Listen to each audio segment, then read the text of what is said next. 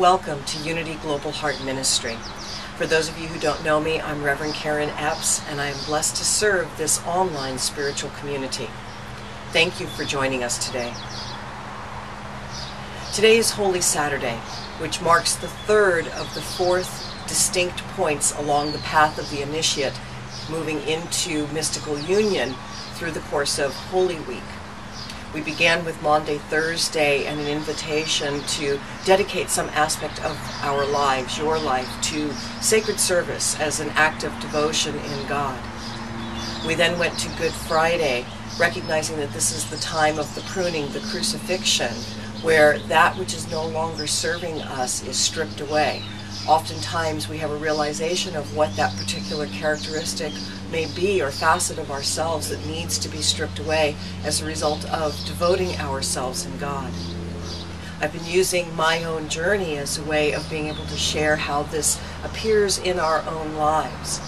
So yesterday, in the time of Good Friday and my time of pruning and crucifixion, as I shared about needing to come into a softening and opening up for help, I don't know about you, but when I come into a time of crucifixion, it is often accompanied by tears, and there's some measure of suffering, because in this time of crucifixion, what was happening yesterday and was happening in the story of Jesus, although he came into it with a very surrendered state of being, is that there's this renting away, this pulling away of all the ego, all the personality attachments to whatever the image that we may have held of ourselves, or whatever that aspect of your life that you've decided you're now going to dedicate into sacred service, into devotion.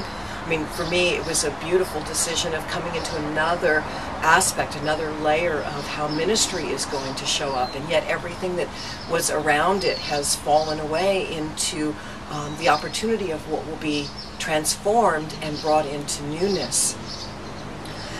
At the point in time in the cross where divine love, as represented in the feminine form of Mary, and I spoke of that yesterday as being the agape that could surround and embrace all of what is, Mary also is the representation of the very human aspect of ourselves that comes into this experience of crucifixion, of pruning. Then there was also John, the beloved disciple, who is as well an aspect of love, the eros of love, which is the coming into what is going to be made new.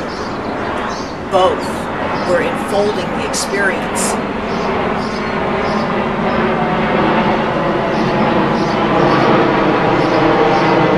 What is it that allows us to go through that period of suffering and recognize that we can bear it?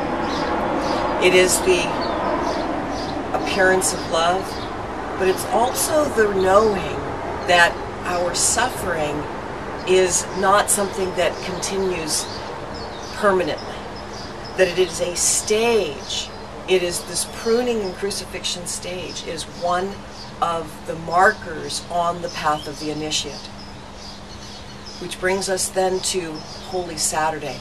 I gave you an invitation yesterday to write your name on a slip of paper as a significant way of symbolically saying that you are ready to step into the tomb, and then to place that somewhere that would represent for you a tomb experience. And I want to go ahead and pick up now the story again in the Gospel of John and come into now the tomb and the point of what Holy Saturday truly represents. So I'm into the 19th chapter and around the 38th verse in the Gospel of John. The crucifixion is done. Joseph of Arimathea, who was one of Jesus' disciples, yet he was his disciple in secret, came to Pilate and asked for the body to be able to be prepared and laid into the tomb. One of the ideas that I'd like to presence for you now is that when you come into the tomb experience of going into the void, that there will be perhaps people there to support you that might be surprising.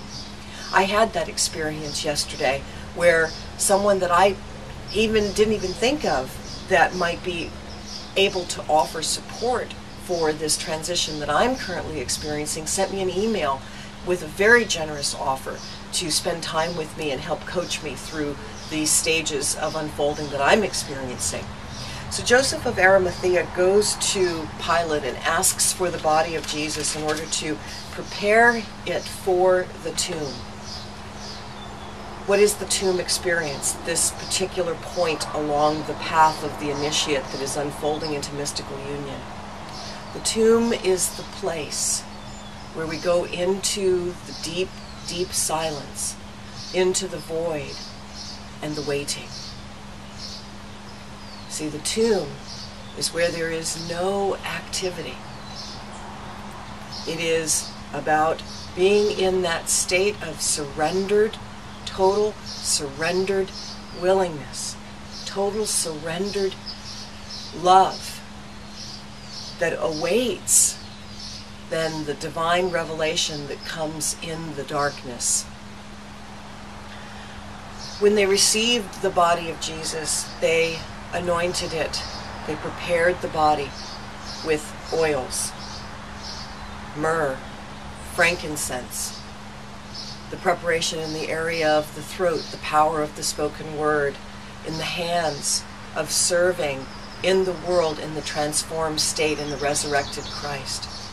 In the third eye, the place that is the insight that fills the body through the crown chakra, the receiving of the complete and total light. Yet before that happens with the resurrection, there is this place of coming into the tomb. It says that they took him to a garden where there was a new tomb that no one had lain in before. The tomb experience in your life, the tomb experience in my life, is about laying down new patterns. It's about laying down new grooves in consciousness, eros, that have yet to be seen in your life, in my life, and in the life of our world. The time in the tomb, the representation of coming into the divine darkness, is symbolized in this black rock. And I invite you today to hold in your own awareness, in your own heart, the space of silence, the vast void that will be the revelation of the resurrection in your own life. That coming into this time of the quiet, you may be going about your day and experiencing your normal kinds of activity, but hold silence to the degree that you are able to do that.